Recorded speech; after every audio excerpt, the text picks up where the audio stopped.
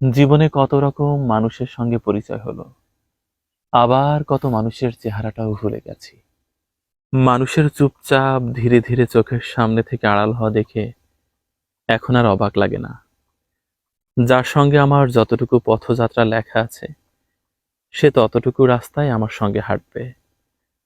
মাঝপথে আলাদা রাস্তায় ঢুকে পড়লে আমি আর আশ্চর্য হই না, কারণ চির বাস্তব হলো মানুষ তার পছন্দের জায়গায় ছুটে যাবেই। কে চলে গেল, কেন চলে গেল, এসব কারণ আর খোঁজা হয় না। আমার সঙ্গে তার এতটুকুই পথ চলা ছিল। আমি এটাই বিশ্বাস করি, মেনে নেই। সবাই তার গন্তব্যস্থল খুঁজে পাক, আমিই কারোর শেষ গন্তব্য হব এটা জরুরি নয়। নিজেকে অনেক সান্ত্বনা দিয়ে আসা মানুষ আমি। প্রতিটা কঠিন পরিস্থিতিতে আমি নিজেকে সান্ত্বনা দিয়েছি এই বলে সুদিন খুব কাছেই। সুদিন আসলে অনেক দূরে।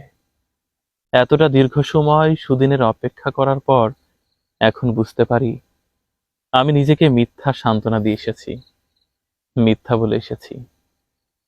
এখন আমি সম্পূর্ণ বেসামাল একটা মানুষ, নিজেকে কোনো কিছু থেকেই সামলাতে পারি না।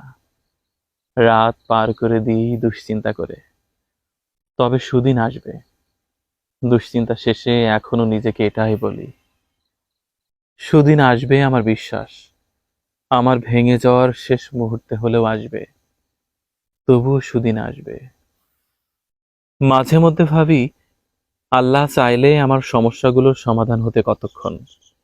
আল্লাহ তো সব ব্যাপারেই অবগত। আল্লাহ জানেন আমি কতটুকু সহ্য করতে পারবো, কতটুকু পারবো না।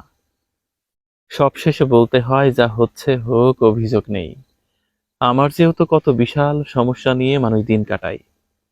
আল্লাহ যেদিন ভালো মনে করবেন, ওই দিন এক নিমেষেই আমার সব সমস্যা দূর হয়ে যাবে। আল্লাহ ভরসা।